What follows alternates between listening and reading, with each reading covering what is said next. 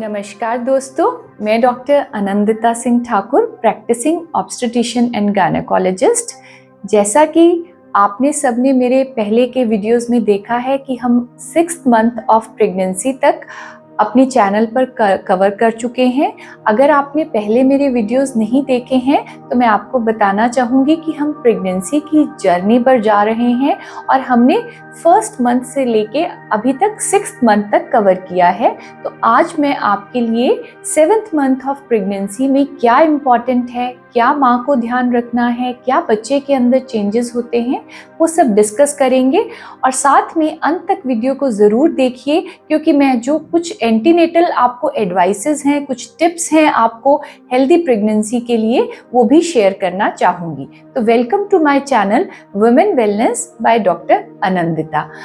चलिए तो बात करते हैं सबसे पहले कि 7th मंथ स्टार्ट होते ही क्यों इम्पॉर्टेंट है ये जानना कि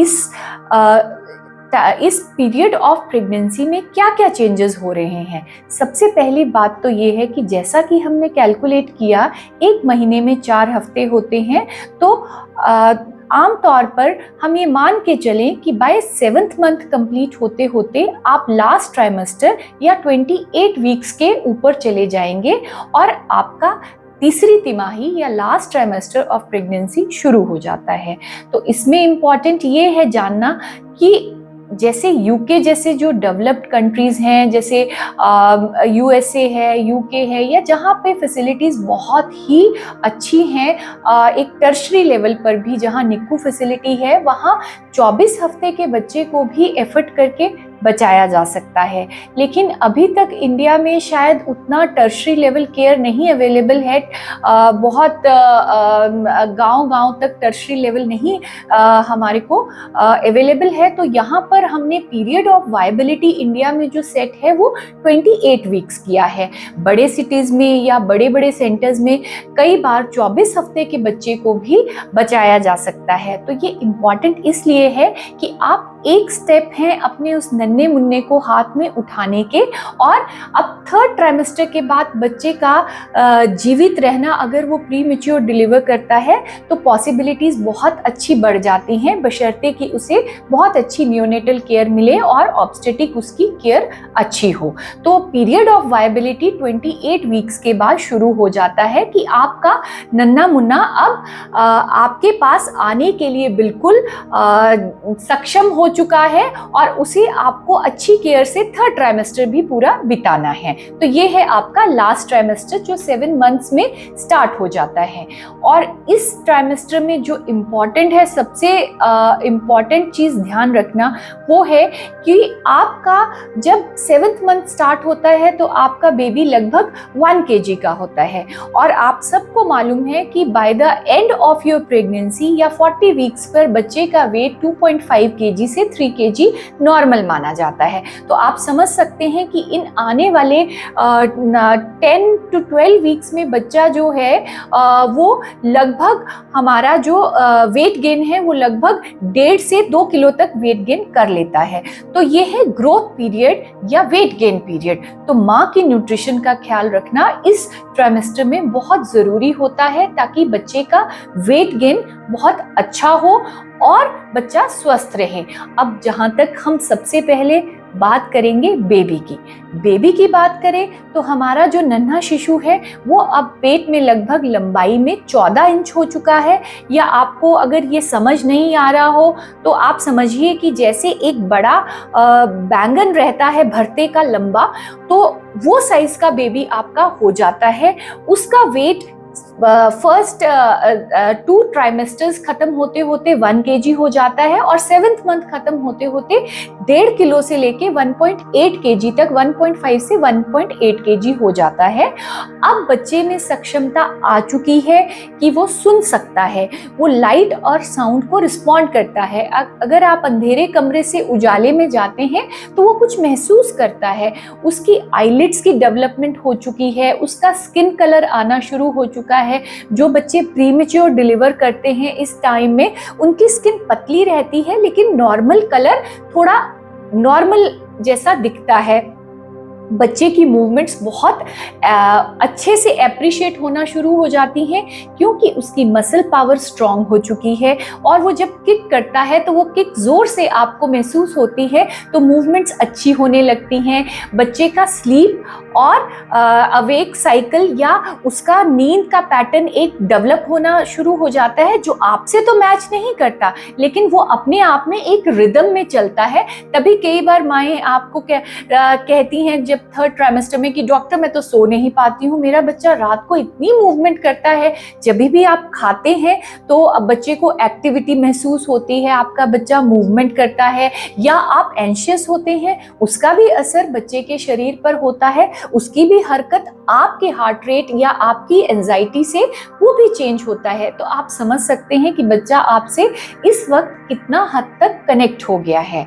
एक और बात मैं जो आपको बताऊंगी, जब आप स्कैन कराने जाते हैं अच्छे सेंटर्स पे, ग्रोथ चार्ट जब बच्चे का बनाया जाता है, तो बहुत बार थर्ड ट्राइमेस्टर में हम ग्रोथ चार्ट भी बनाते हैं कि बच्चा 95 परसेंटाइल या 5 परसेंटाइल के ऊपर या नीचे तो नहीं है। अगर 5 परसेंटाइल से नीचे है तो उस बच्चे में ग्रोथ रिटार्डेशन हो सकती है। 95% से ऊपर उसका वेट जा रहा है तो इसका मतलब बच्चा मोर देन हेल्दी है या ओवरवेट हो सकता है। बच्चा अमूमन तौर पर 50 परसेंटाइल के आसपास अगर वेट रहता है तो वो एक परफेक्ट ग्रोथ या परफेक्ट हेल्दी बेबी ग्रो कर रहा है। अब चलते हैं माँ की तरफ। तो माँ में जो चेंजेस आ रहे हैं वो अभी 6 मंथ तक जो भी चेंजेस हैं वो थोड़ा और बढ़कर आने लगते हैं। जैसे कि मैं बात करूँ कुछ नई चीज़, तो माँ का फेस जो है वो थोड़ा बड़ा या भरा भरा दिखता है। लोग अक्सर बात करते हैं कि प्रेगनेंसी में अब चब्बी चब्बी से होने लगे हैं आपके फेस पे थोड़े से अगर आपका मेलानिन सिक्रीशन बड़ा है तो मेलाज्मा आने लगता है, जो कि परफेक्टली आपके प्रेगनेंसी के टाइम के बाद चला जाता है। तो इतनी चिंता की उसमें बात नहीं है।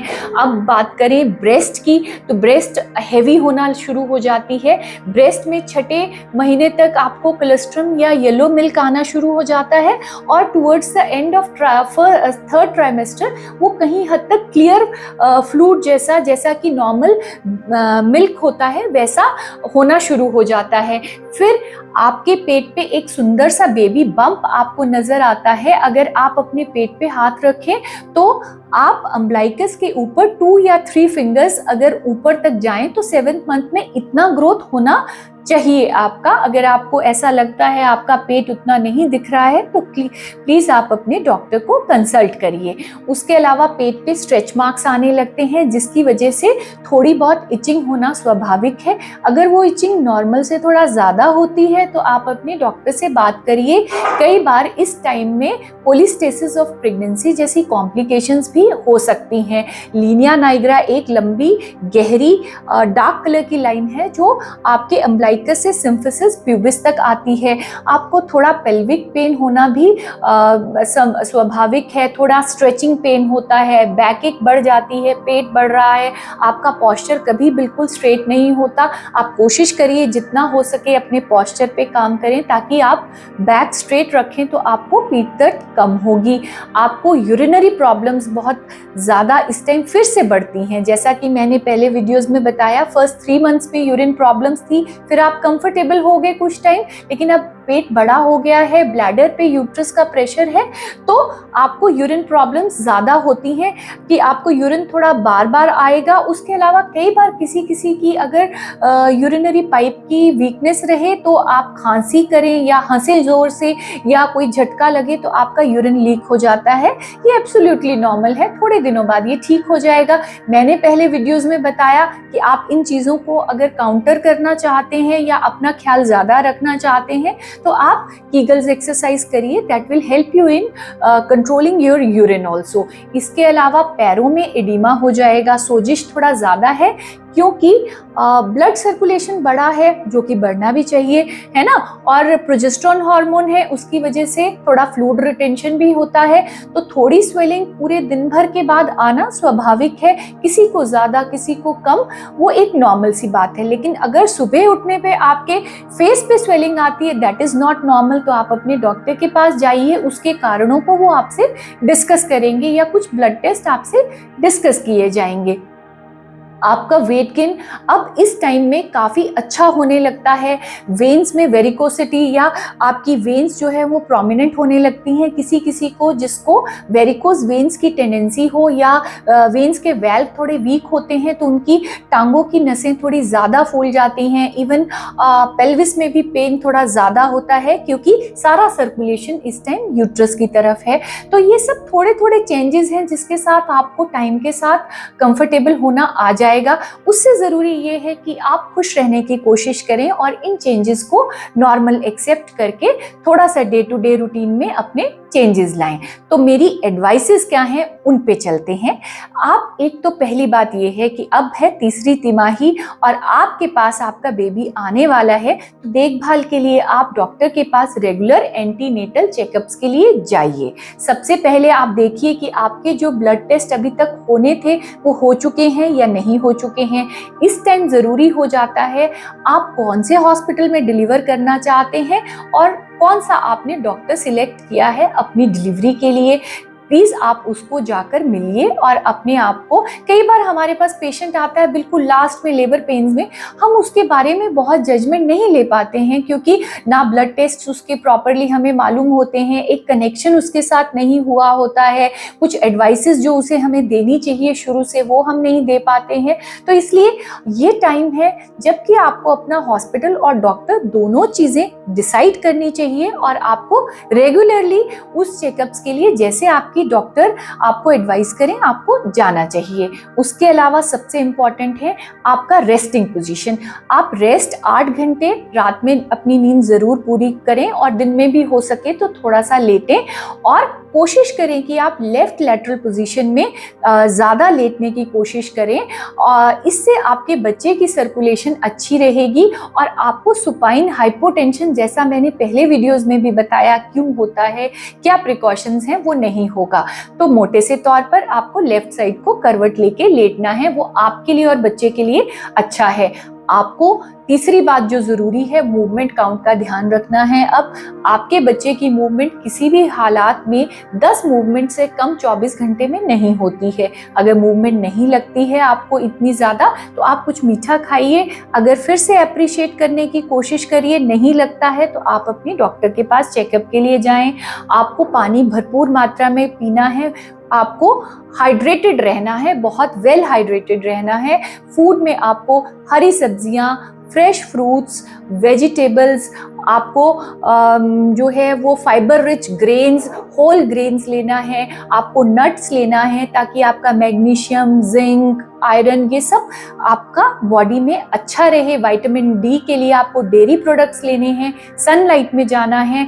अवेयरनेस जो आपको होनी चाहिए इस टाइम में वो है प्री टर्म लेबर के साइंस और सिम्टम्स की, तो वो आप अपने डॉक्टर से डिस्कस कर सकते हैं कि क्या ऐसी इमरजेंसीज हो सकती हैं या कौन सी ऐसी कंडीशंस हैं जिसमें प्री मैच्योर लेबर पेन हो सकती है, क्योंकि ये बहुत इंपॉर्टेंट टाइम है। इस वक्त आपका बच्चा वायबिलिटी पीरियड पूरा कर चुका होता है, तो अगर आप चाहें तो पेन्स रोक के थोड़ा 1, 2, 3 हफ्ते जितना भी हम गेन कर सकते हैं वो हम गेन करें, या फिर आपकी प्री मैच्योर डिलीवरी के चांसेस है तो आपकी डॉक्टर आपको कुछ इंजेक्शंस देंगी जिससे बच्चे की लंग मैच्योरिटी होती है।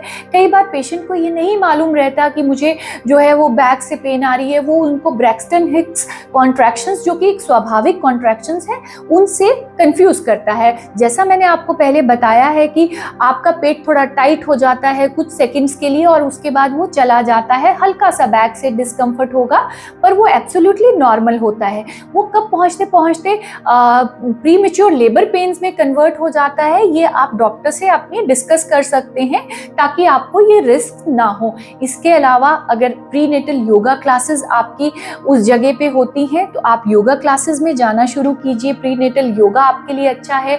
एक्सरसाइज या एक्टिव रहना आपके लिए बहुत ज़रूरी है, क्योंकि जब आप एक्टिव रहते हैं तो आपके बच्चे के हेड की एंगेजमेंट या बच्चा पेल्विक कैविटी में अपना सिर आराम से जा सकता है और नॉर्मल डिलीवरी के चांसेस बढ़ जाते हैं। तो ये रहे कुछ आपको टिप्स और एडवाइजेस जो आपको 7th मंथ में हेल्प करेंगे आपकी एक नॉर्मल और हेल्दी प्रेगनेंसी में।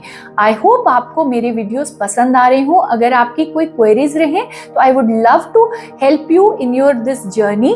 Have a very wonderful and safe motherhood. Stay happy. Would be daddies के लिए ये इंपॉर्टेंट एडवाइस कि उनको अपने वाइफ्स का बहुत ख्याल रखना है, खाने का ख्याल रखना है, प्रीनेटल एक्सरसाइजेज में हेल्प करना है, और आपको हो सके तो अपने बच्चे को लोरी सुनाइए, उसके साथ माँ को घूमने लेके जाइए। बच्चा ये फील करता है कभी कभी, माँ के पेट पे हाथ रख के महसूस तो करिए कि वो कैसा महसूस कर रहा है। आपकी एक बॉन्डिंग इस टाइम में स्टार्ट हो जाती है। तो stay happy, stay healthy and enjoy your motherhood. Thank you so much.